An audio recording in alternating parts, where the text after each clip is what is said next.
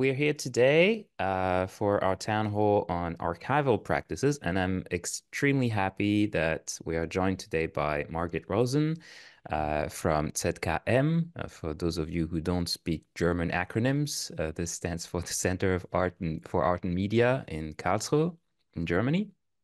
And they're this institution that is quite famous around here for the work they're doing preserving history of, among other things, the art that was made with computers from very early on.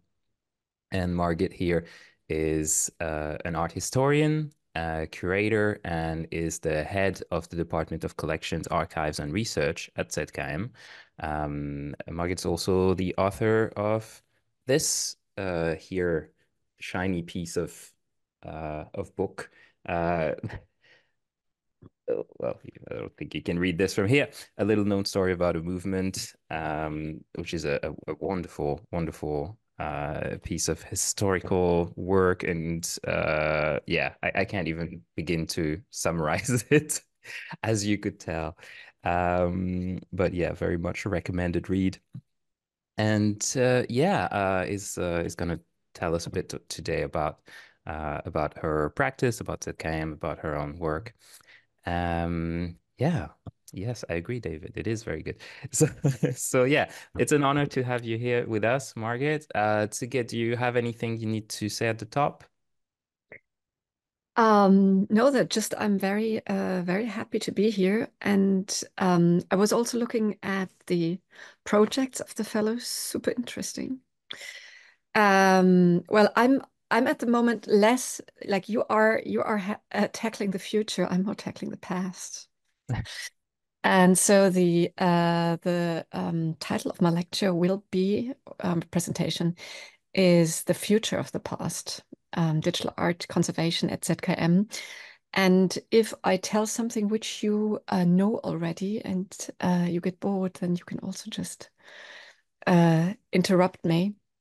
But it's a very, yeah, it's a topic most people in general don't know so much about. So I would just start. Just a moment.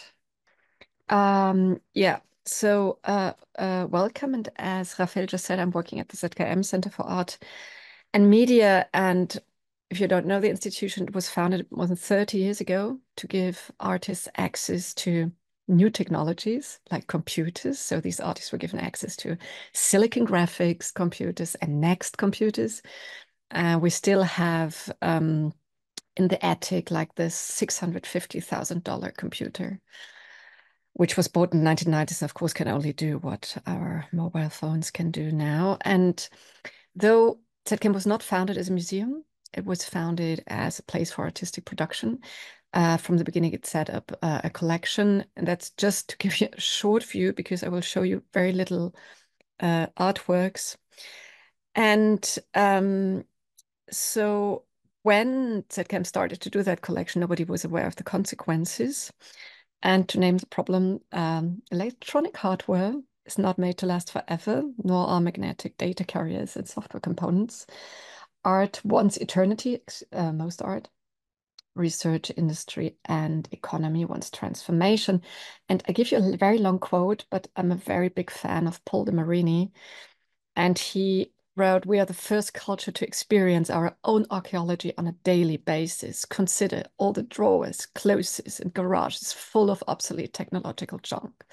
We endure the reek of flopping diskettes, the embarrassing bulge of zip drives. There they rest, undergoing a slow decay, the bleeding out of readability. The codes present on the surfaces require other codes resident in no longer supported mass storage hardware to be offered up by no longer existent operating systems to software applications that there are no longer maintained." Um, this describes the problem pretty um, precise. The need of action resulting from the short life cycle of computer hardware and software has been subject to numerous lectures and conference publications over 20 years. So the discussion started about 20 years ago. Just the UNESCO even published a charter on it that world's digital heritage is at risk. It identified identified the rapid obsolescence of hardware and software, uncertainties about means, responsibilities, and methods of maintenance and preservation, and the lack of supportive legislation to be the endangering factors. And another very good summary is it dies death by technology, death by institution, and death by law. And the book, by the way, by Richard Reinhardt and John Ippolito is very much recommended. Actually, these are one of the two major pioneers in the field of digital art restoration, together with Pip Lawrenson from the Tate. And just to let you know what I'm talking about, because there's a lot of talking about digital art, just show you what we have in the collection. And I have omitted here analog computing and hybrid computing. I'm just talking about digital computing in the arts.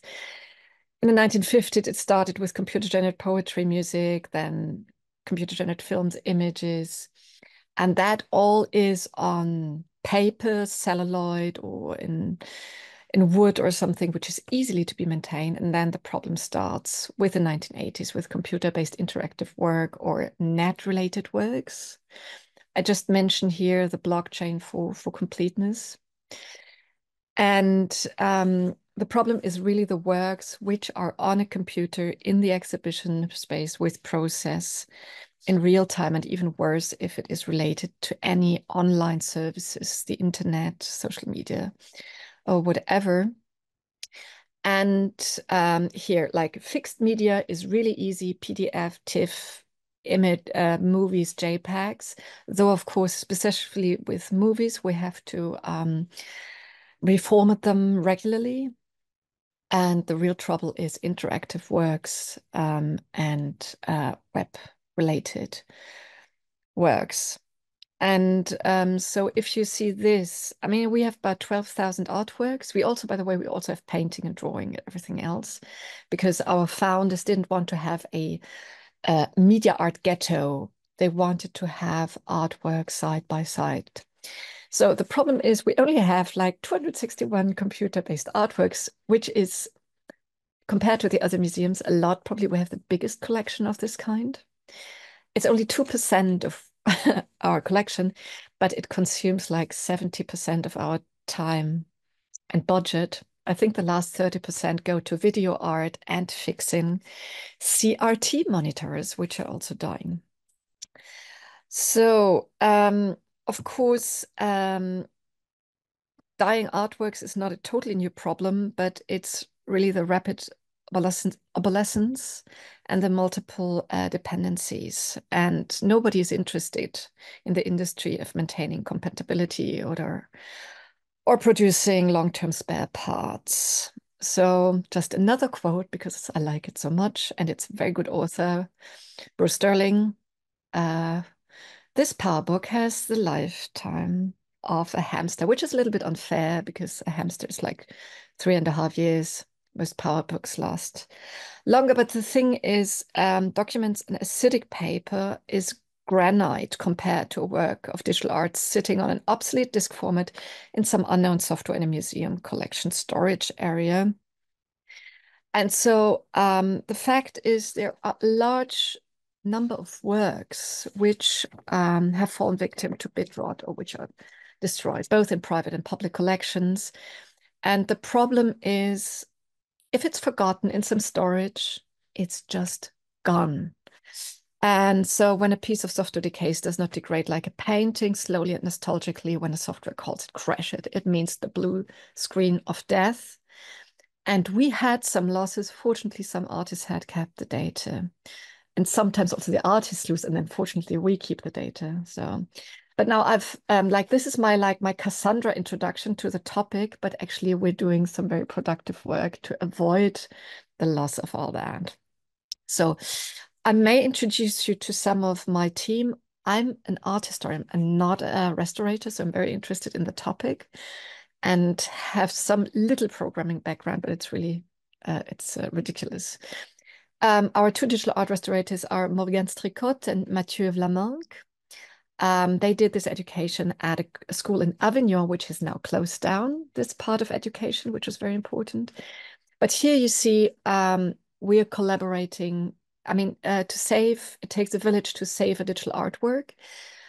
Here they're collaborating with Bernd Lintermann from the, it's not Hintermann, by the way, it's Lintermann, sorry, from the Hertz Lab, then Will Cox, Daniel Heiss from the technical department. And in the middle, you see Ken Feingold, the artist. This is just a photograph from last week. We're working on a surprising spiral. I think it worked from 1991. And it takes a lot of different skills, a lot of expertise to get that together. And there are very few institutions who have that. It's us, we're a very small team, and the Tate with 19 people for media art restoration, which is really amazing. If you look at the other big institutions, it's much less. And what's really also important is the support by our archives and the library, because of course we have the wiki for restoration, but we also have the archives of the artists. We have a software archive and we have an archive of technical manuals. This is everything we need to know. There's a lot of research involved. And to give you an idea of how we proceed when we have a new artwork, first of all, most of the artworks we have are purchased. These artworks were in exhibitions we had, because then we have the chance to watch them, and we have a ticket system. So at the end of the exhibition, we know exactly how often it was restarted, how often it was fixed, where the problems were. So it's like a medical protocol of our little patients. And of course, sometimes at the end of the exhibition, we have to decide that we cannot take it into the exhibition because it's just not robust enough. Some of the artworks are just prototypes, and sometimes we decide to develop with the artists, and sometimes we just say we can't. But so we have a very clear idea what we purchase, because media or digital art, purchasing it is still very cheap compared to the rest of the art world, but the costs which come after are enormous, because of course we have to pay the specialists, but very often we also pay the artists then in the maintenance that comes in the years after. And so what we do first is, of course, data preservation. Try to get all the data from the data carriers there. We also use a lot of tools which come from the video or computer art community. They have developed a lot of tools. Actually, that's our peer group. We collaborate a lot with them. We're also a member of EFGAM, the European Federation of Collections of Preservation of Video Games. And very often we have to collaborate. A lot is about collaboration. For example, for an artwork from 1981, Morgan and Mathieu traveled to Calabria, South Italy, to the Museo dell'Informatica Funzionante, because they had this special format. And there, I think they read out over a weekend like 80 historical data carriers. So we can go on now. And then, of course, I mean, you're familiar with that. We have also a long-term storage, our LTO system, which we use. It's a consortium, several companies, and the guarantee is that we have 25 years of readability. So eternity in the digital world is really short. You have to be very modest. A key thing is, and that looks a little dry now, but it's very important, is documentation. Documentation is crucial. And here you can see the wiki that Morgan and Mathieu have created. And the model is publicly accessible. I have put the link, and I can send it also later if you're interested to look at the model. And the documentation includes the computer software, operating systems, files, licenses, peripherals, tables, as well as an interview with the artist. And this system is important for knowledge transfer internally, but also, for example, if we loan a work and it's installed somewhere else, we can also give access to other institutions or to researchers to our wiki. Not everything's public, but we can give direct research. And what we do then, and that's key. I mean, this is just an image, it's just a kind of replacement image. What we do is we create a clone immediately of the artwork using identical artwork, because that's the only method that shows beyond doubt whether all elements and interdependencies have been correctly recorded in the documentation. In this way, unknown hardware specifics, incompatibilities of problems with license keys, etc., can be avoided. And all this documentation process can take several days or weeks. So, and then we have the artwork, and then the functionality has to be checked regularly. But in view of the shortage of stuff, we can say the more often the work is selected for exhibitions or borrowed, the more likely it is to survive. I said it's like a cybernetic zoo. We have to always look at how our little creatures are doing. And it's a mistake to believe that it will survive better when we just keep it in storage. It's better to have it in public and then let us, I know, Raphael, you like the formulation, to have it die gracefully in public before we have to replace it as a clone. So there are different methods. I guess this is something you are familiar with: repair, replacement, emulation, and portation. Hardware replacement means we replace hardware with the same design. Our restorators spend a lot of time on eBay. We have a lot of things in stock, but of course that comes to a natural end. And then comes, there's theoretically the option of emulation. In practice, however, our conservators are often confronted with the fact that the available emulators are not complete. So that, for example, historic peripheral devices cannot be controlled. So in the long term, porting is the only solution.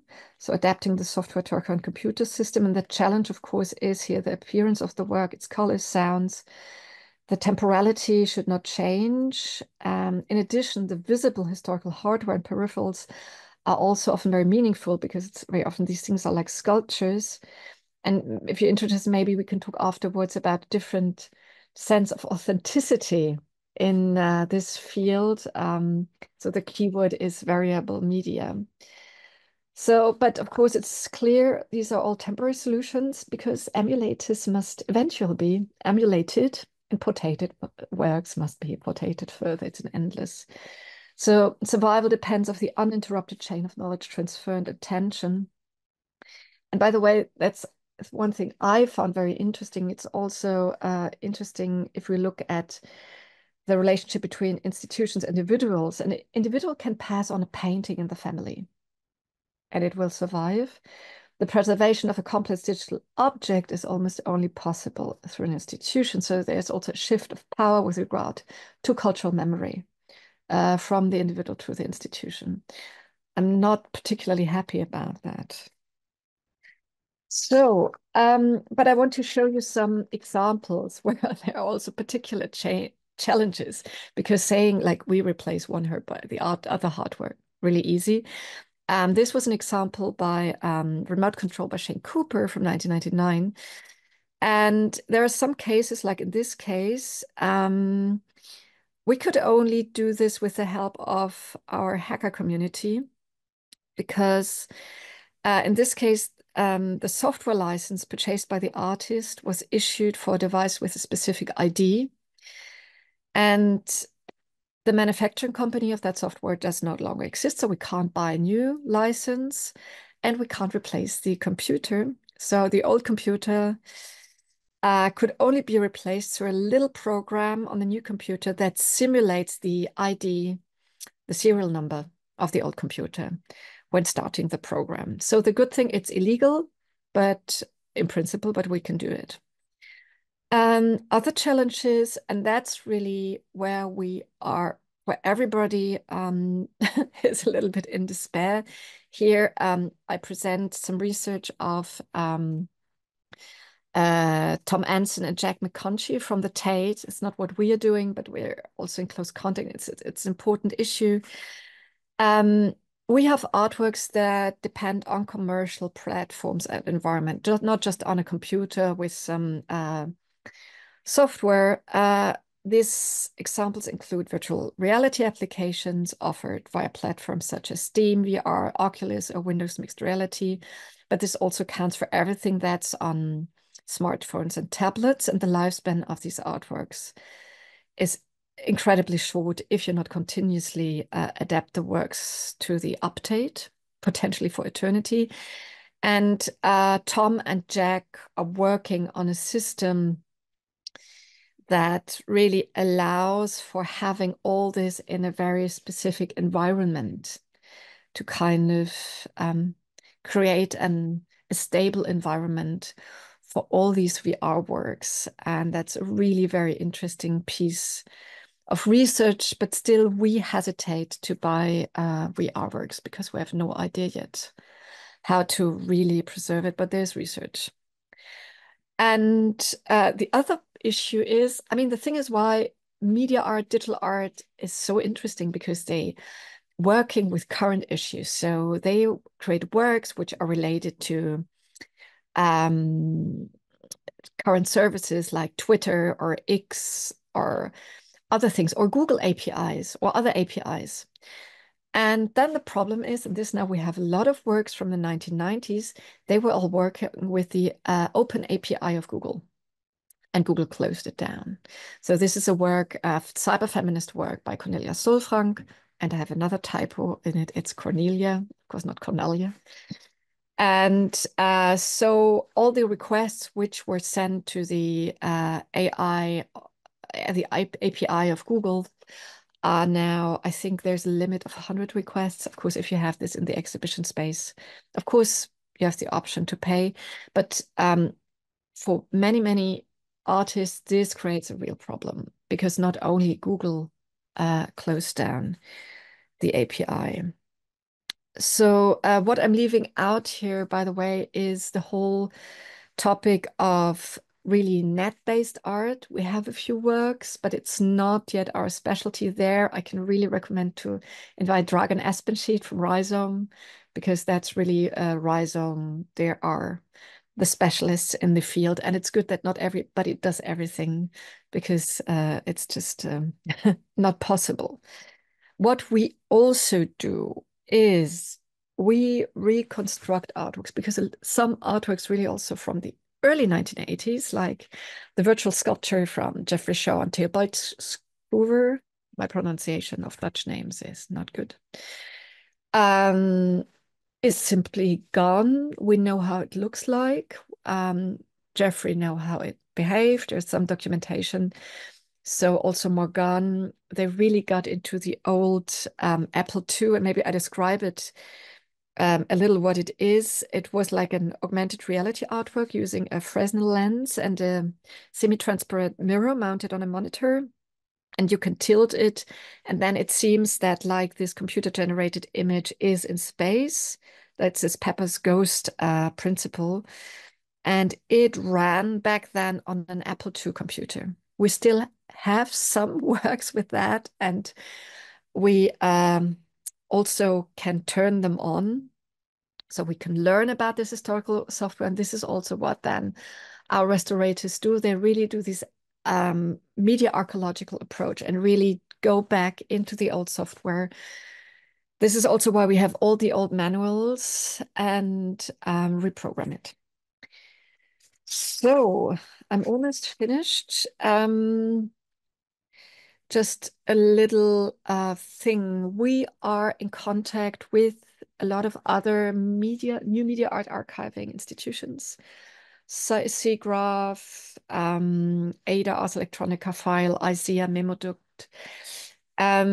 We are in, and we will have a workshop on next February addressing a lot of these issues. Though I have to say, what we do, we are a little unique in this group because they just have documentation of conferences or productions.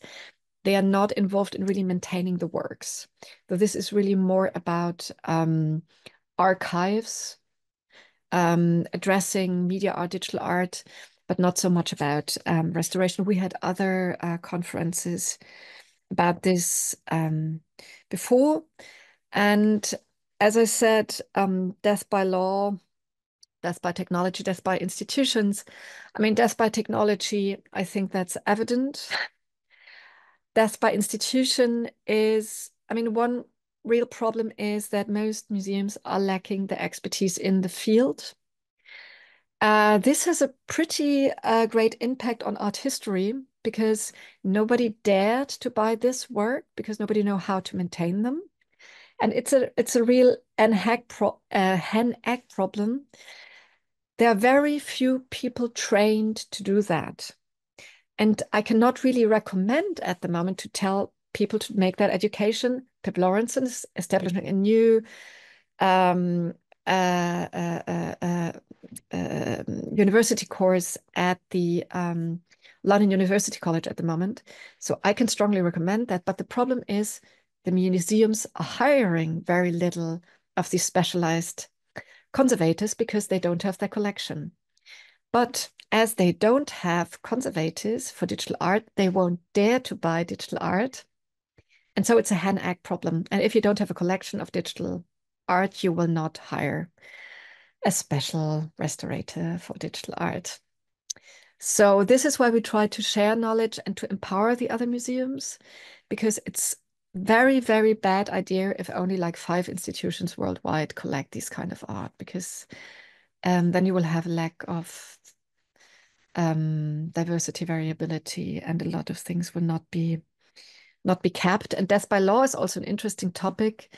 We need that software is software that it's not anymore used, it's out of business, that it's free. In my dream, in our dream, there would be a law that every software company that closes down is forced to give all documentation and licenses to something like the Library of Congress. And that all the documentation and the licenses become commons. And I've talked to a lawyer from the UNESCO because I said, is there any initiative to do that on an international level? And apparently so far, at least I couldn't find out about anything. And so everything we do now, collecting this archive software and sharing this software and putting it online, I mean, nobody ever sued us, but we would need a better legal ground for that and everybody else in the field. And this is not only for us. I mean, it's also for architects, for research, everybody who's working with software. It's not only us. And I think this is my part of my Cassandra almost finished. But the real question is, will we be surprised in 100 years when we go through the electronic remains of our current presence? Why society, so permeated by digital technology, did not preserve its digital artworks? Will future cultures wonder if we lack the necessary expertise and resources, or if we ultimately did not attach much value to digital artworks? And like the real end is here. I've talked a lot about the challenges, and I also do this warning and Cassandra and underlining the difficulties. But it's a real wonderful, amazing field to work in. We have a great team. Everybody's very passionate. And me being an art historian, when I entered the field, it was really a wonderful experience to see this culture of helpfulness, of sharing knowledge, of a sense of community that unites this group of specialists. And they are archaeologists and there are futurists that want to be prepared for a unknown future. We just don't know. But it's really a very, very interesting field. And that's my presentation. Thank you. Thank you so much, Margit. That's just fascinating. I could listen to you speak for another 2 hours, I think. I think I speak for everyone when I say that. There we have time for some questions. And yeah, if anybody already has questions in the audience, please go ahead. Otherwise, I'll come up with something. I have some. Do we have any questions already in the room? Hi, Margit. Thank you so much for taking the time to speak with us. This is really fascinating work, and I really appreciate kind of your underscoring of the urgency of this situation. I am an artist, but I also do social scientific research into new media art practices, specifically the way that they overlap with corporate and industrial priorities and ideologies. And a lot of the concerns that I hear from my community are about this like corporate infiltration into artwork, right? Building things with corporate platforms, the API question that you were talking about earlier. And I'm just curious in your experience, like how are the artists responding to the ephemerality and kind of the very, like precarious nature of the work that they're producing? Have you had a chance to speak with many people about like how they respond to these really Herculean efforts that you have to do in order to kind of resurrect work that they built like not really that long ago? And how are they feeling about their work potentially not lasting into the future? Mm. Yeah, it's mixed. I used to say always, no, all the artists are constantly thinking about eternity in their artworks. But I asked Jeffrey Shaw about this. If he was never think when he was building it, thinking about would it be survive, and then he said no. And he said, in fact, only those works survived where there was a request for it. Only if people wanted to exhibit it or somebody brought it in a collection, that's the only work that survived. Everything else is gone. So um, the the younger artists are, that's my perception, are much more sensitive to the topic. And now we have this first generation of artists who in the 1980s, 1990s created this interactive arts who now start to have an interest in the legacy. Like we do it now. So we, for example, we're having Ken Feingold over. Jeffrey Shaw has donated his archive, and we're now working on that. Um, but these are a few privileged artists who made it into the collections. And it is really most of the artistic production of that time um, will be lost. And most of the artists, if they didn't get a professorship, always struggled financially because there was never an economy for that. If and so at the moment is if we say, hey, we have a budget, come over, we pay you, come work with us for a month, um, then they are absolutely happy and willing. But it's just a very, very on many different levels, a very fragile situation. And Cornelia, but you said how artists react.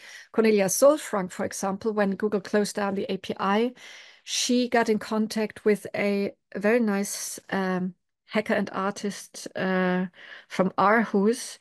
And she kind of created out of it a research project with also addressing hacker ethics and how you could make a workaround and so on and so on. So she really um, created out of it a new kind of artistic topic. Was that Winnie Soon by any chance? That Yes. yeah, no Winnie. Yeah, Yeah, that thank you it's for that. That is very resonant with conversations that I'm having as well. I will definitely be in touch. I would love to talk to you more about this. yeah. I was wondering if do you ever talk to artists who are more like emerging artists or young artists who are starting now, and if so, what kind of advice to give them if they are concerned about the lasting sustainability of the work that they're building today? Are they some things that we can do as artists today if we want our work to live on? Well, I can only say what at the moment you shouldn't do. You shouldn't do a VR work with Oculus Rift or something like that. I mean, I think we're pretty good if you have just the software, a computer.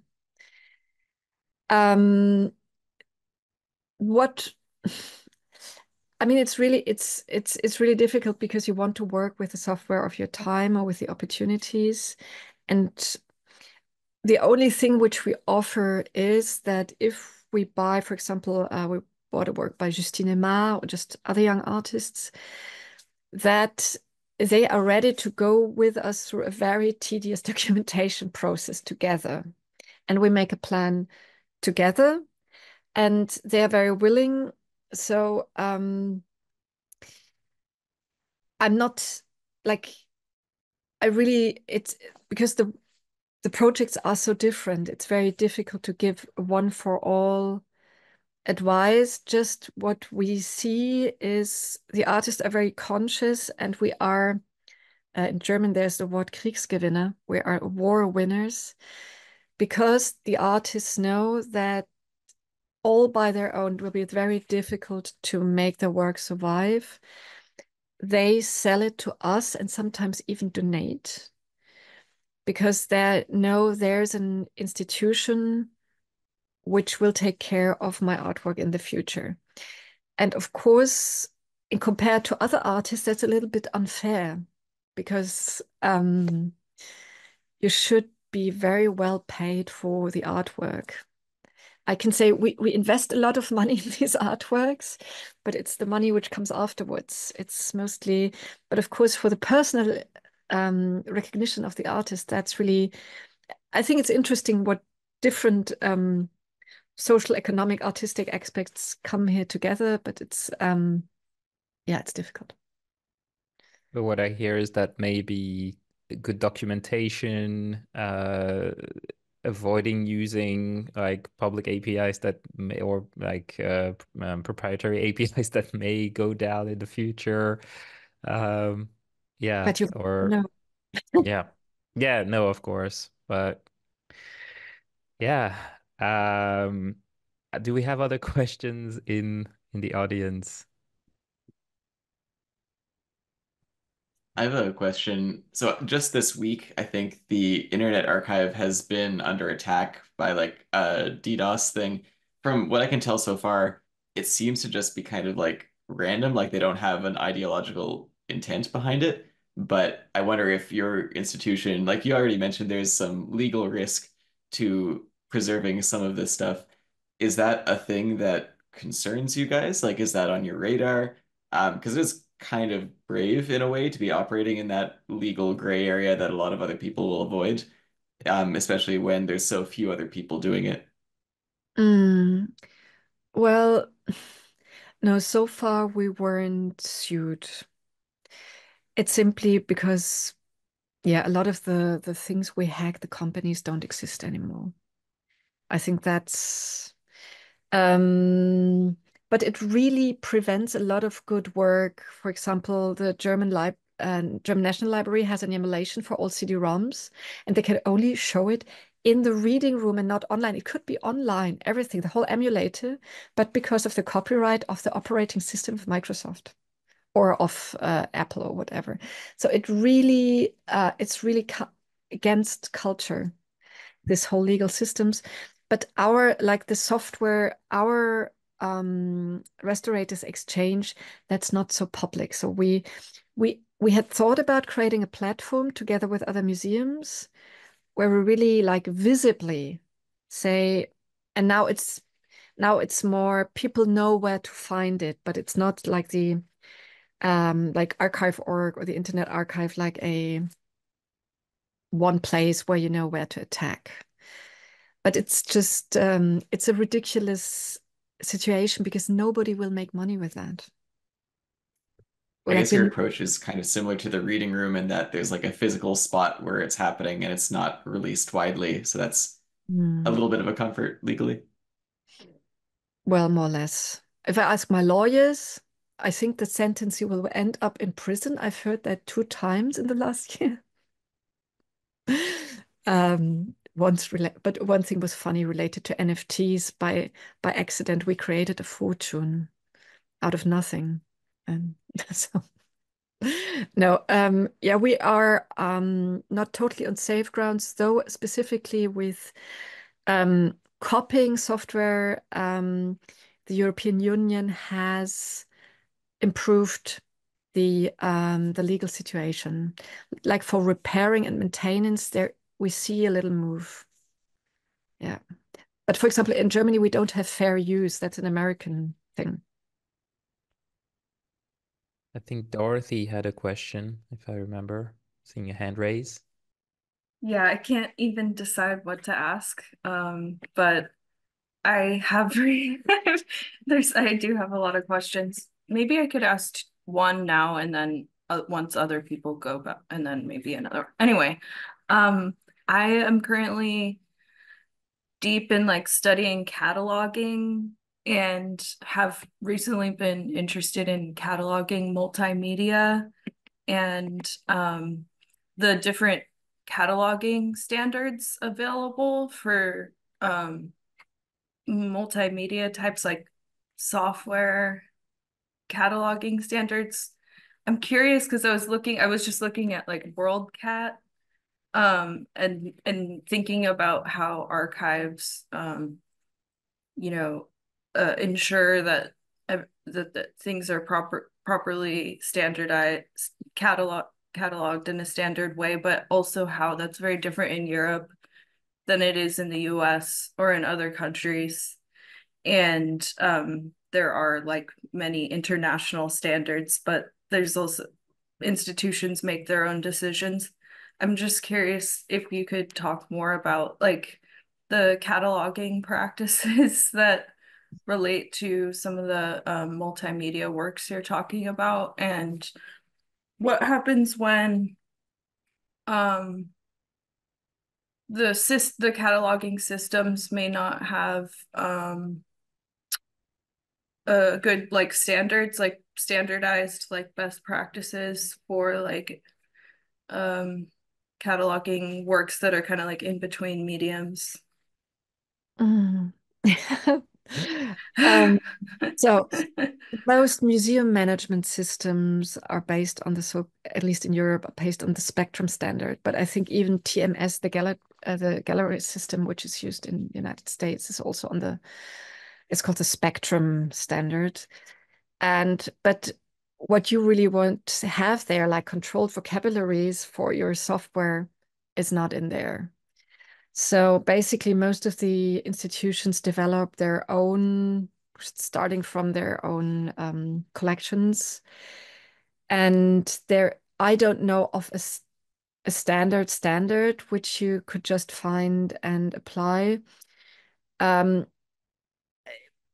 For some part of multimedia works, it's much more easy. Like I can, if it's about very, very the high variety of video of all times, we have controlled vocabularies which I can provide.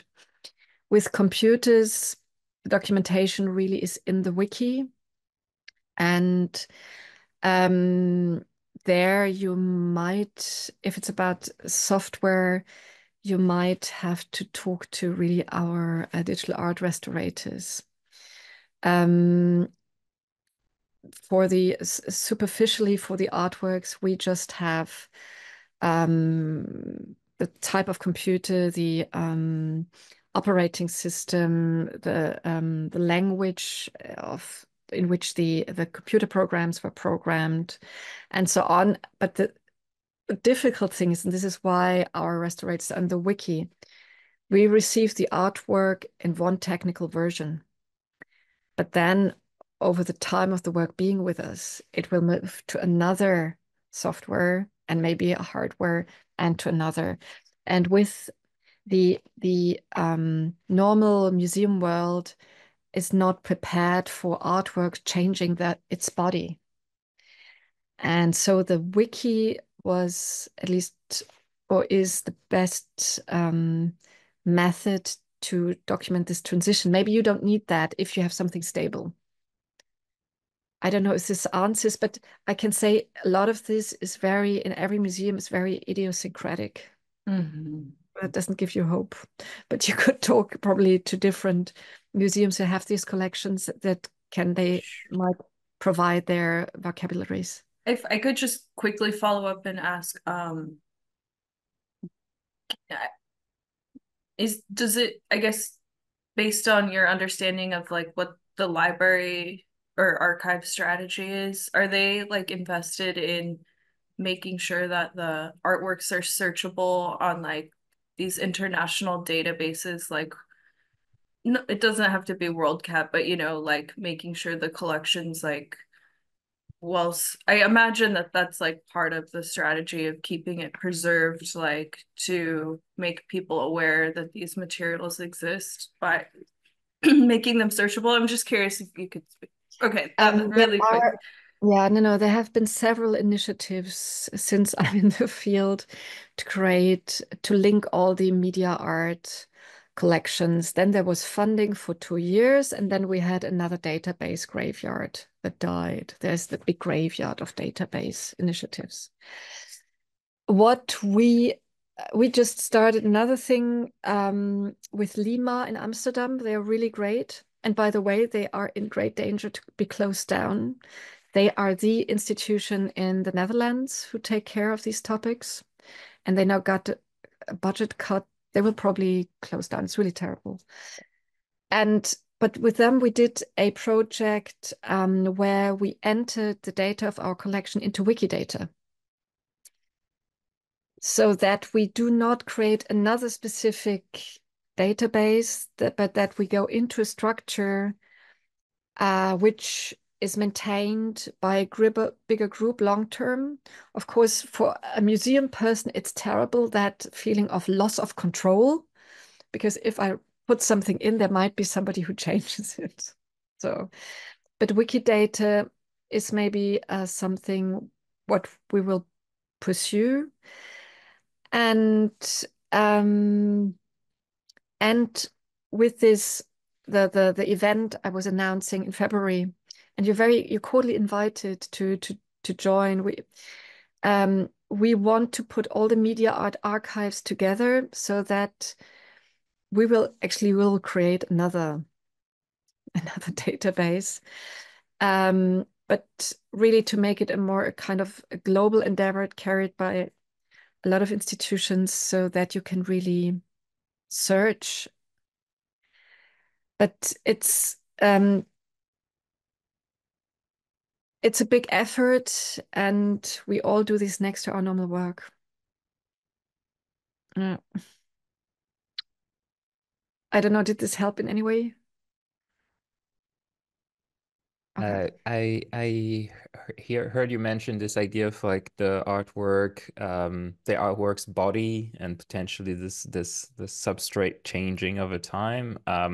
This something I remember, there was like a discussion in the panel that I saw you on in Berlin, where I forgot what institution the other person was from, but they were from Sabine Himmelsbach from Heck from Basel.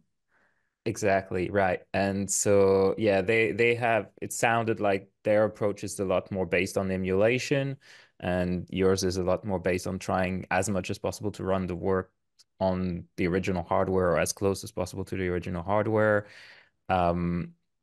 Is that like, yeah, is that something you could tell us a little bit more about? And what do you see? Yeah, you mentioned that, yeah, those computers are dying, and sometimes there's now no bringing them back. Is there any hope there for the future in terms of maybe more hardware, like hardware emulation? Is that something that is also explored? Probably portation will be the resolution for a lot of it. So emulation sometimes, but mostly it really depends. And there's a natural end to this hardware replacement. So I think it depends also on the project, if you go into emulation or to portation. Ideally, this is done together with the artist, so he can take the tough, or she, sorry, can take the tough decisions. And the reason, this is what also Morgan is saying in her podcast, which I had sent before. The reason why we, of course, try to keep the old technology and also this look and feel alive because the Apple II stood for a complete culture.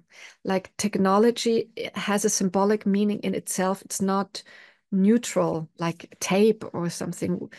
And of course, if you're born later, somebody has to tell you what it meant and what it meant to in its time of being. But as the technology also determined what artists could do, what they dreamt of, how they adapted, how they changed it. We yeah, it's a luxury that we try to stick to that. And of course, the question, looking at the worldwide economy, the wars, and how it's all going along, we don't know how many resources we will have to do that luxury, but as long as we can, we will. Yeah. Is there something that like the community, like I mean, people here are sort of yeah, a sample, a beautiful sample of the processing P5JS and generally like technological art community. Um, is there something that individual creatives and technologists can do to support the conservation effort of either these works from the past or even like the works that are being produced right now that are also not necessarily produced with the forethought of how is this work going to live on in 10 or 20 years? So now the problem is I was looking at the chat. You have to repeat the question. Sorry. Yeah, Can you? no worries. Yeah, I Okay, was sorry. saying like, is there anything that the people from the creative technology community, we have people here who have a lot of skills, but when we publish this, there potentially also a lot more people see it. Yeah, what can individual creators and technologists do to support conservation efforts, not necessarily in relationship with institutions, even though you clearly also establish opportunities for that. But yeah, is there any way that our skills can be used to support preservation in a meaningful way? Yeah, what we and all the others institution are lacking are really mainly people with software skills. Um, because most, at least in Germany, everybody who studies computer science, they are at the moment caught by the industry before they even finish their studies. And we, like, fortunately, we have some people who choose love over money. Because, of course, if you go to the industry, you will earn 4 times as much than working on a museum project. So we rely on people who, I don't know, for 3 months we pay, of course, and the other institutions also, but we even don't find the people who have the necessary skills and the curiosity to go into old software, to understand it, and to see how maybe we can portrait it or to work on an emulation.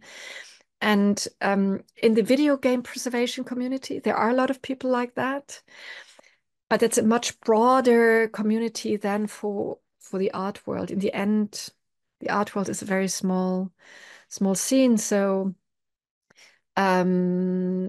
we are always happy and if people with programming skills reach out or and and just are passionate to work on that. I feel like that's something that there is a lot in our community, and so we should make these connections if we can. Then I'll thank you, Margit, for your wonderful intervention and everything that you shared. It's just so inspiring and beautiful. It was a Um, pleasure. it was a For the pleasure to have invitation. you, and yeah, I can't wait to visit ZKM, and I encourage everybody here, if you have a chance, to also go and pay Margit and her colleagues a visit. And please just reach out, send me a short mail, and then we can show you around. Yeah. Anything that you wish you had said that you didn't have a chance to say until now, or somewhere you want to direct people, your social media or website or ZKM's website, anything you want to plug? Um, no, nothing specific. So it was just, yeah, it was just great to be here. And I'm very curious to learn more about your projects now. Wonderful. Yeah, so we're I'm gonna let Sige introduce the group activity, and we have like specific topics that case studies that we want to look at, and our fellows and pros will be doing, if you're interested in the longer presentation of their projects. This is happening at the end of the month on the 26th and 27th of October, but I'll mention that again at the end, though you might have to leave before that. But we'll send all the information over. Tsige, floor is yours. Amazing. Thank you again so much. I know we promise a break because we have been here for about an hour. So maybe we can take 5 minutes and then come back. I will say there was a little line in the email. You may have caught it, you may have not, to ask you to bring your favorite archive or just bring something you might want to share in a small group. This 5 minutes could be you getting a drink of water. It could be you finding a link. So take the opportunity to do with do with the time what you will. And I'm really excited. This activity is, I think, going to be fun and also just give us a chance to kind of dive in and speak more together and work together. As our last beautiful town hall, this has been an incredible season of halls. So yeah, we're going to go out with a bang. So 5 minutes, which will be 06, whatever time you are at, 06. Amazing. Welcome back. I've never done the Wizard of Oz voice, so I hope that wasn't disruptive. I hope it was supportive to your process. Okay, incredible. So thank you so much for participating in that. I hope that was fruitful. I saw a lot of typing and the document has grown. It's doubled in size, so I feel like it must have gone well. Perhaps we can just go down chronologically for the groups as they're listed in the document. And hopefully you've nominated someone or you're collectively speaking, whichever feels good. But maybe each group can just also, as your group is beginning to talk, you can plop the links to the archives that you shared, if you have any, so that we can all take a look at it as well and have it in our little chat. So we can start with the Rhizome group, if you'd like to share. Yeah. Hey, so the Rhizome group, none of us actually seen it before, so this was like our first chance getting our eyes on it. So it seems like it's a really interesting archive of exposing net art to both generations who hadn't seen it in its inception, but also because it extends almost to the present day. It's like for us now as well, trying to preserve these for the future. It's just like a form of art that's inaccessible and also like not usually seen by gallery goers. Something kind of interesting about it was that it had an accompanying physical space where it was shown. And I guess jumping to the very last question about how it could be made even more impactful, it would be great if they could show it in person again, because all of us would have been interested to see it in real life. Um, there's some like interesting little bits in here that like in terms of their process that were interesting. Like some of the artists who originally made the work, they're no longer alive. And so when we're talking about the ethical questions of making an archive, we don't really know how that impacts things, but that's like a challenge that they had to at least think about.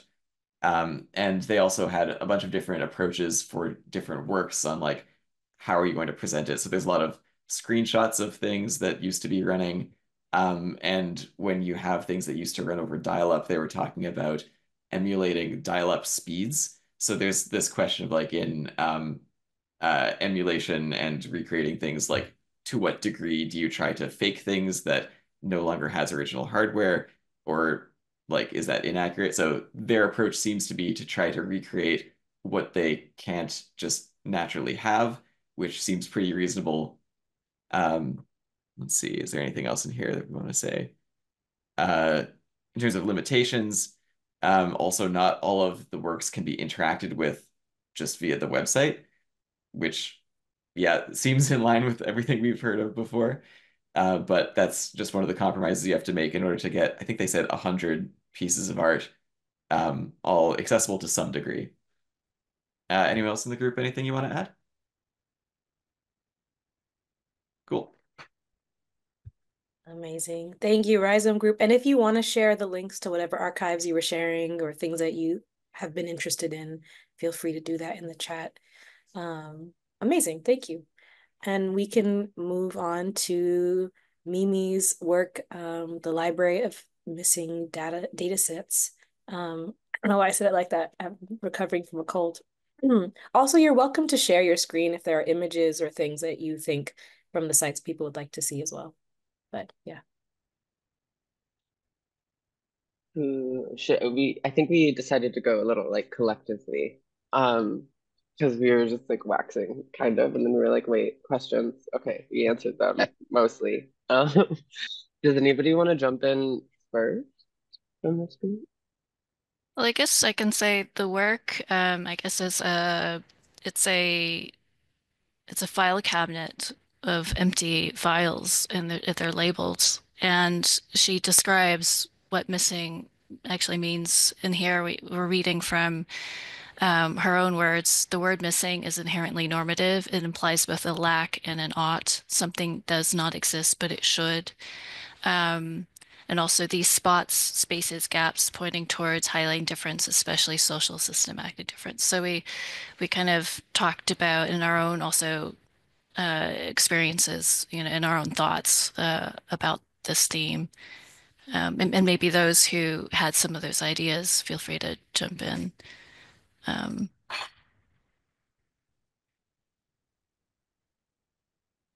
Yeah, we talked about like how this project addresses the power dynamics in which data is gathered, organized, and maintained, and also identifies specific missing data sets and their dynamics. And so we discussed like how institutions are this like play this mediating role in the collection and maintenance and organizing of data resources, and um thinking about we were talking about how the speaker used the term graveyard of data sets, and this idea of like data going somewhere to die, and like how even institutions struggle with the resources they need to maintain and publish like open data. And I'll let anyone else go from the group.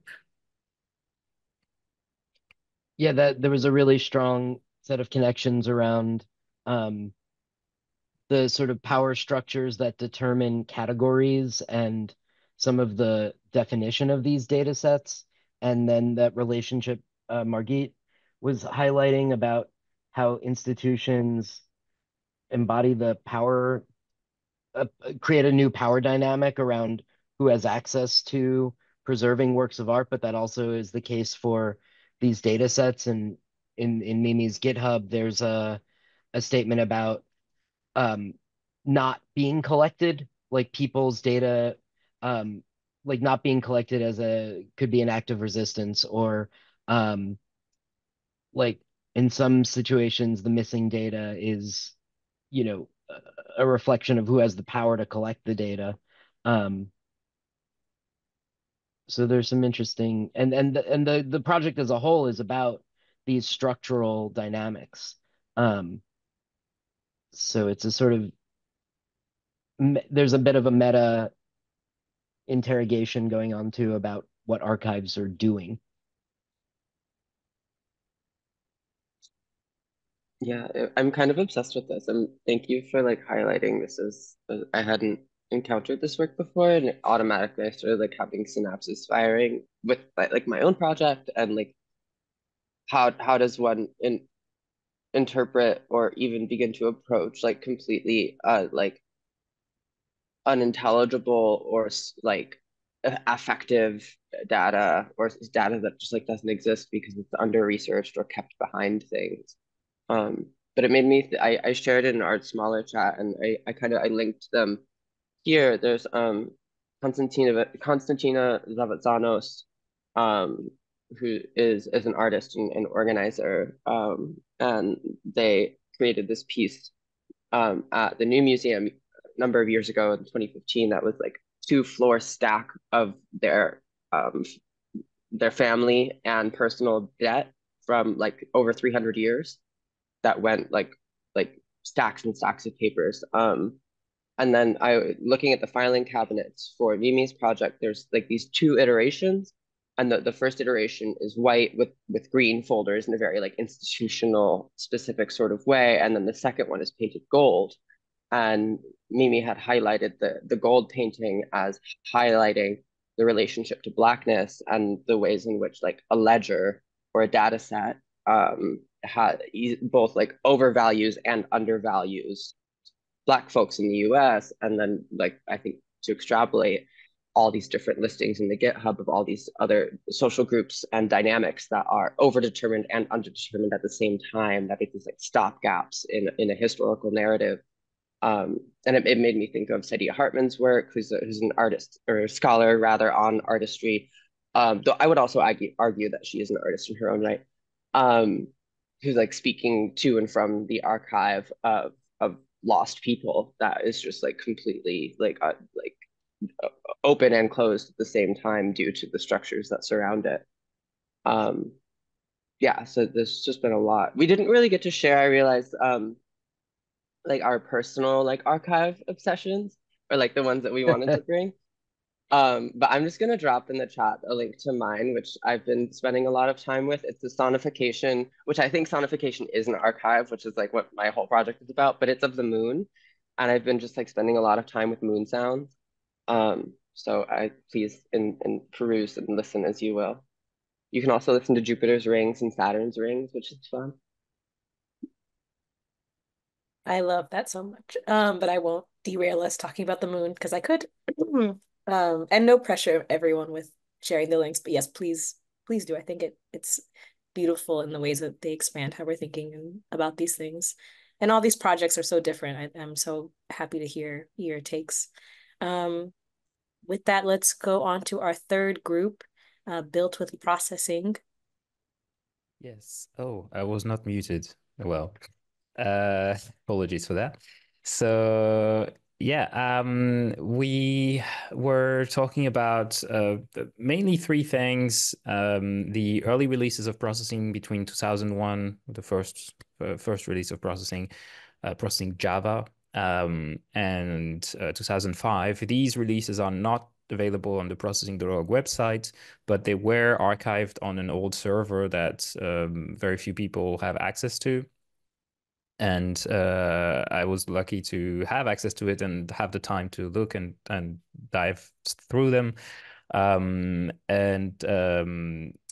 there is websites made with processing, because at the time, in the early days of processing, when Java applets were still something that ran on the web in a browser, people could export a website, an HTML page with a Java applet built in, like embedded from the processing editor itself. And all these websites, well, not all of them, but a lot of these websites are still live on the internet. Or some of them are in the Internet Archive and can be scraped from there. But there hasn't been a consistent effort to go and collect all of those in one place and archive them and make them visible, like consultable. This is a challenge in itself, because there is, well, Java applets don't run in browsers anymore. There are some ways around that. The main one that I'm aware of is something called ChirpJ, which is they have a Java applet runner, a browser extension that you can install, and so that allows you to view some of those applets in a browser. But it is, in a way, it's kind of emulation, or even port, because it's running Java in JavaScript with some very weird proprietary, not open source browser extension. It's great that it exists, but it's too bad that it's not an open source solution. and then the third point was the forums. So there's an archive of all the forums of all the processing forums from the beginning, and I think that's interesting to see because basically processing is these three things. It's the language, the community, and so yeah, the the language, the software, and the community. And so I think the archival of the history of processing needs to take like to approach it from all of these sides. And community includes the discussions that happen, dialogue on the forum, the knowledge that people were exchanging or building together at the time, but also the works of art and creations and experiments that people were doing and sharing online. And that's yeah, that's an effort that hasn't been made. That's not what I'm paid to do. So I'm kind of doing it because I'm excited about it, sort of like on the side, on top of the rest of the processing stuff I have to do. But yeah, it's really exciting to see, and this like just to just show something visual to go with this. Like for example, this website florito.net is one of the bigger ones of these like made with processing websites. And if I use chirpj, you can see that yeah, suddenly we can bring this old applet back from the dead. And if we're lucky, it will actually run. I think I remember this one being, yeah, uh, almost real time. So yeah, so this is how it would have looked back in 2007 or something. But right now, yeah, if you unless you use chirpj, it's this sad sight. But yeah, it's I think all of these websites we can and should we should archive somehow, and that also comes with some challenges in terms of like what Margit was talking about. Maybe not because it's not proprietary software, so that there's no problem with licenses. But I tried to reach out to the artist who made this particular website and never heard back. So if I can't reach them, like, is it okay for me to scrape their whole website with the art and make it available somewhere else? Without their consent, I don't feel comfortable doing that. But I feel like at least saving all of these websites that are still accessible before they disappear because somebody stopped paying for the domain is quite important. And I'm not aware of anyone really doing a focused effort on this particularly. So yeah, maybe that can be a fellowship. Yes. No, I think that's actually a really lovely jumping off point to go into the Internet Archive conversation. Both because I think it's yeah, just leads well into, and then also I think Dave maybe mentioned that it's an interesting moment to be looking. I didn't know that the archive was hacked when I was putting it together for this worksheet, and then lo and behold, recent news, things have happened. So yeah, so maybe we can transition to the last group. I won't give away too much more, so y'all can talk about it. But thank you. Is there anyone in our group? Sorry, is there anyone in our group that would want to kind of go through what we talked about, or should I do it? I can volunteer to do it. Oh, cool. Thank you, Ahmad. Yeah. So we kind of began like talking about like what the purpose of the archive is. And it's like the Internet Archive and like Wayback Machines, like there it's kind of like very self-explanatory, just like to collect as much of like the internet that existed and is like constantly changing and morphing and going offline. Like it is just like a public good that benefits us all. But Rupa shared like a really great like philosophy or statement from the Internet Archive themselves, like kind of situating like the importance of preserving history and documents and literature like throughout history, like and as we've done as civilization has done for thousands of years, and how that looks today is so much literature and so much information and quote unquote artifacts are online and are on the digital, and like the Internet Archive makes it their mission to help preserve those artifacts in this new like almost like never before done way. And then going to like the tools and methods used to create the archive, I brought up that like the main kind of like technique that's used to like create this collection is like crawling existing websites and regularly like crawling, like using robots and using programs to kind of like go through the internet and then like saving websites, like taking snapshots and then like tagging them with the specific date or like time. And also like Internet Archive, they'll enlist like other services or like other organizations that are also compiling data, like for example, Alexa, and to create just like kind of like a group effort, like large cohesive archive of the internet. And then also like they'll continue making software for specific and like infrastructure for specific cases. Like for example, like something I was reading on their Wikipedia, like they have software and more of an effort for like fact checking, which is especially important because like journalists will use the Internet Archive to look at maybe like news articles or just like information that might be behind a paywall, or like it might just be offline, as like we noted that like websites are constantly shifting in their structure and their data, and it's like not uncommon that you'll go to a website like 5-10 years later and that specific link to a page might not exist. So it's important for the Wayback Machine to do that. And then the intended audience is kind of anyone who has access to the internet, as long as it's not down as like the Internet Archive, as has unfortunately been down this past week, due to the mysterious hack. But also, yeah, how does this project engage with or impact the community it serves? We talked about kind of like it's an important resource that everyone, maybe they don't acknowledge that like how important it is, but it is like something that I think everyone on the internet ends up like engaging with at some point in their time on the internet. Like for example, a lot of Wikipedia citations use the Internet Archive. Like journalists go back to it. My fellowship project, Palestine Online, is like built on website sourced from the Internet Archive and Wayback Machine to kind of like gather the original data from this huge archive and kind of like recontextualize and reconfigure it so it's accessible in a different way. And then Rupa was discussing how she's planning on using the Internet Archive and the Wayback Machine as part of a class to kind of like look at the evolution of like UI UX on the internet, which I think is just like super cool way to use it. But to see if we have anything else. What challenges or limitations?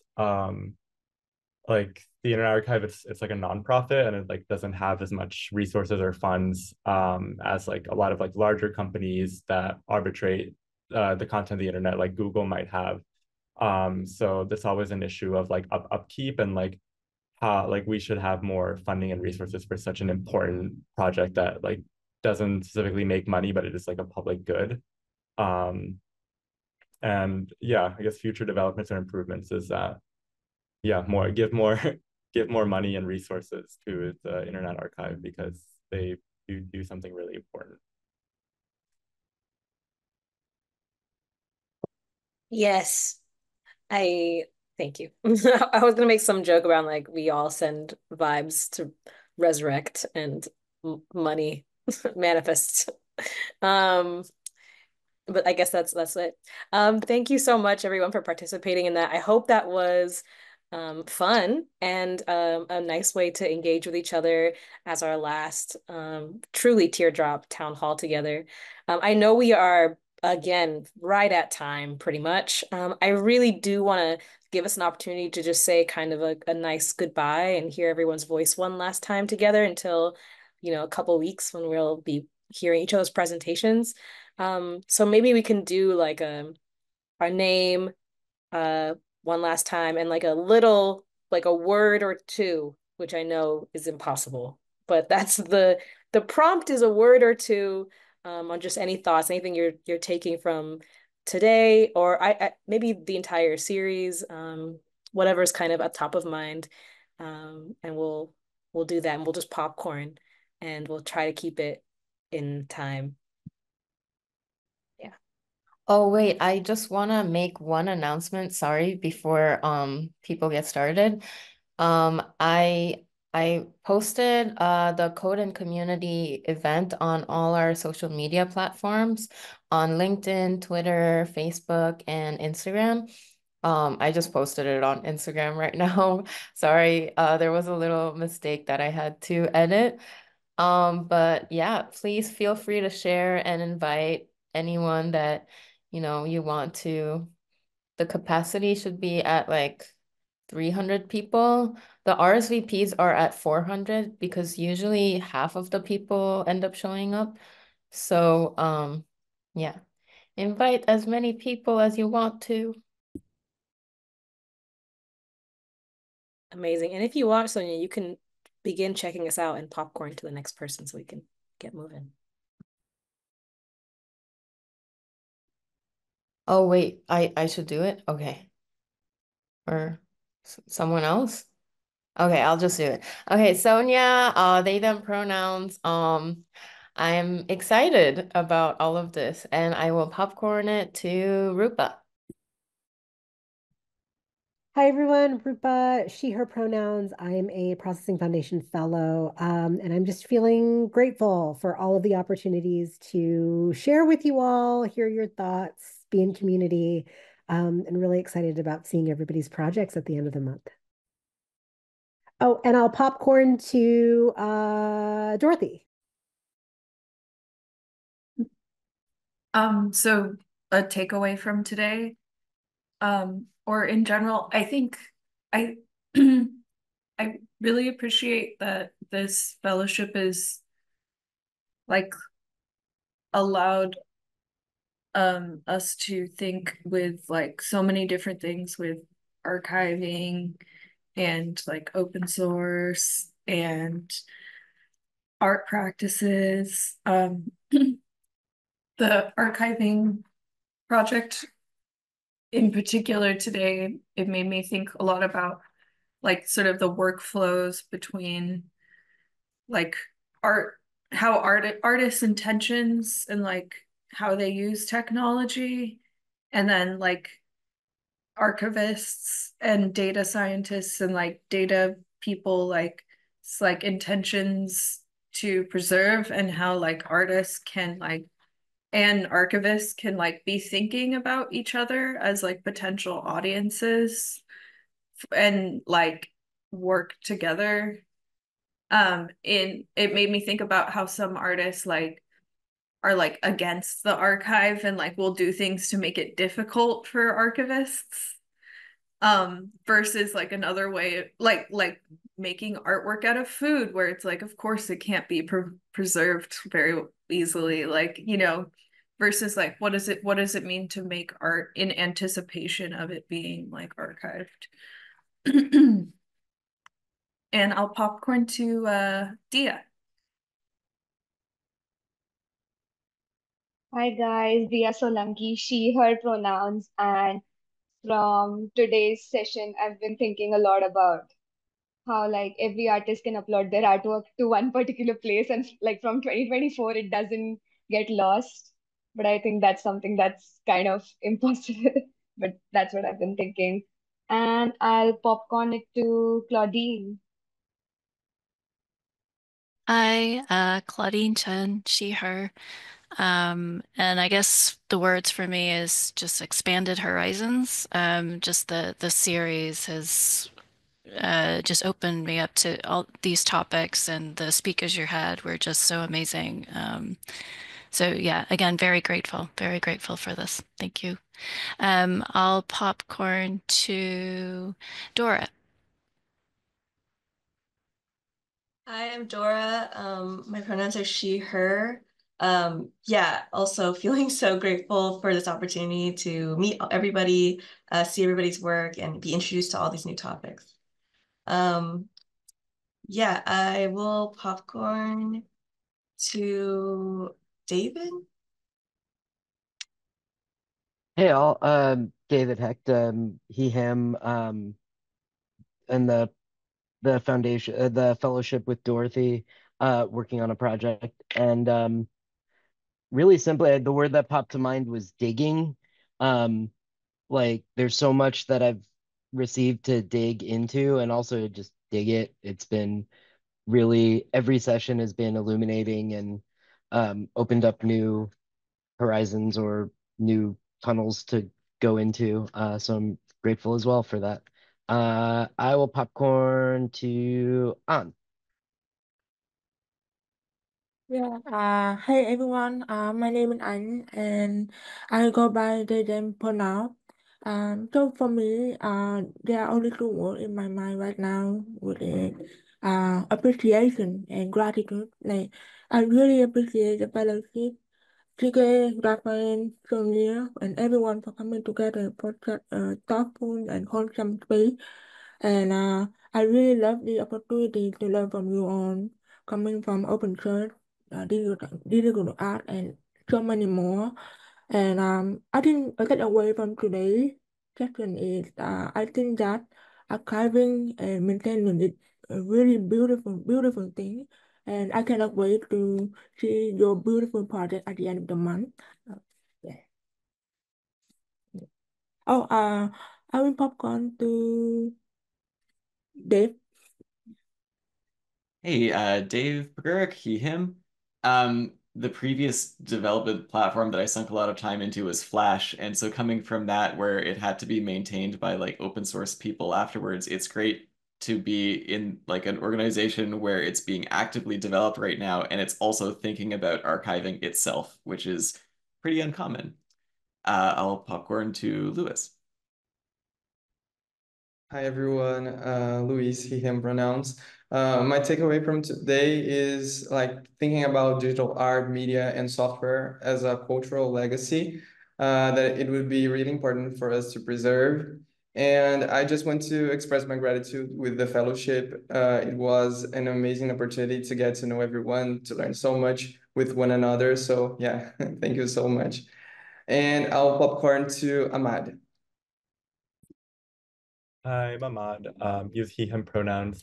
I think my word just like sums up my takeaway after today's town hall is nurturing.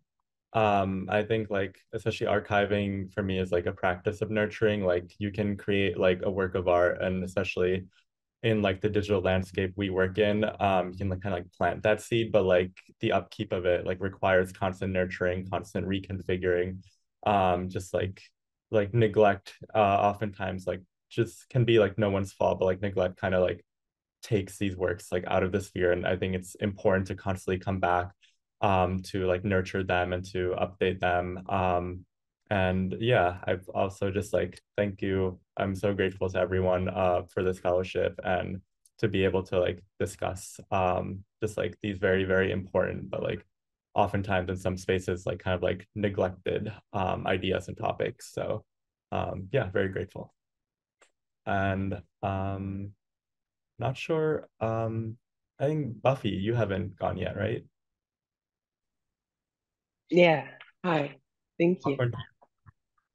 Popcorn. Sorry, I'm staying off camera. I got a chemical burn on my face a while ago, and I've been kind of just like my life has been a little upside down dealing with that. And also I don't want to show my face because she's very much burned. But we're doing better now. And the word that I am choosing is aligned with that, and it's salve or balm.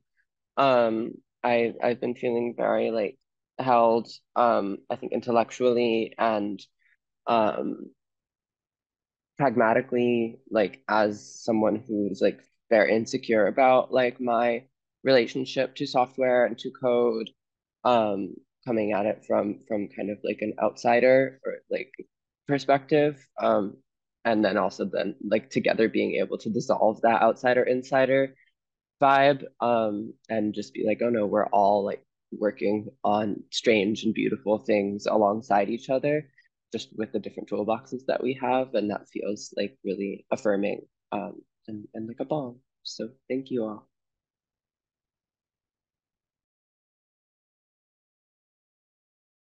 Who hasn't gone yet? Yeah, I think I'll be the last. I should go. Yeah, I'm Nahi. Here's she, they pronoun, and I think my word for today would be like relationship. So, because I think this fellowship like was amazing because of the relationship, like the program like can locate people inside like this whole network of like amazing people.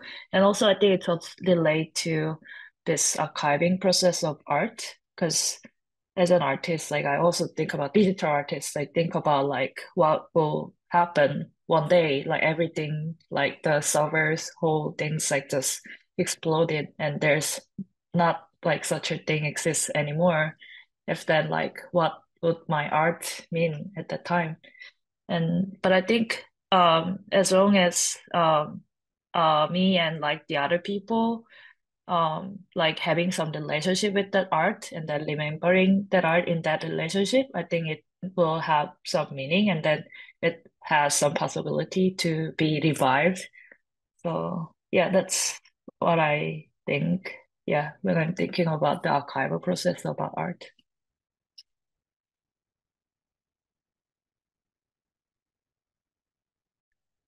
Raphael, do you want to say any last goodbye before? Yeah, I mean it's been such a fantastic experience to see you all. We when we decided was to have these town halls, that was part of our effort to have the two cohorts, the pros and the fellows, come together and exchange, and that's been like, yeah, it's worked way beyond what we hoped for. I think like it wasn't like there were two cohorts. It really felt like a group of people who had shared interest and were excited about the topics that we were covering. So yeah, thank you so much for that and for making it possible. I'm also very excited to see the presentations at the end of the month. And yeah, in particular today was a fantastic session. My word was archive fever. That's this sort of drive to preserve everything, knowing that you can't. And yeah, I kind of want to preserve everything that we've been talking about, but we can't. So so yeah, that's the stuff you can't preserve that is the most valuable sometime. Well, I'm emotional, so thank you for that. Even that last line, Raphael, unfortunate. I already was tearing up during this, so this is extremely unfortunate. I feel really honored. Thank you all for saying yes. Thank you for participating. And really being inside of this and being extremely lovely to each other and generous with your brilliance. It's such an honor. Like, wow, we get to have these sweet pockets on the internet together. Like, that's huge. And I will probably cry again. But you know, that's a cancer. So thank you all so much. And I'm sending you all just like so much good vibes as you come into the end of this month and that we get to celebrate and yeah, witness each other again in a different way. If we could town hall all day, I would, but no one probably wants to do that, and that's okay. That doesn't mean you don't want to be here. It just means you want to be other places as well. Yes, go ahead. Yeah. I just want to add a very practical thing. If you think of some people you would like to see at the presentations, like whether you know them or not, people you think would be, you would like to have their eyes on your stuff, please tell us so that we can invite them to join. It might be that we already know them, or we'll be happy to try to bring them on. So yeah, it can be people from industry or arts or whatever, like people you think you'd like to get in touch with. We'll try to invite and have them join the audience. Yes, yes. Are there any other kind of housekeeping things that we should note before Sonia or Raphael before we say goodbye? Actually, Dorothy brought up such a great point for me privately. Thank you, Dorothy. But yes, so if you guys have any updates, well, this is more for the fellows than for the pros grantees, but if you have any updates regarding your project title or description, please email me, and I will be putting that on our new graphics for the Code and Community event. So I'll be sending an email about that next Tuesday, but if you want to send it to me before then, that's totally great. Thank you. Amazing. Okay.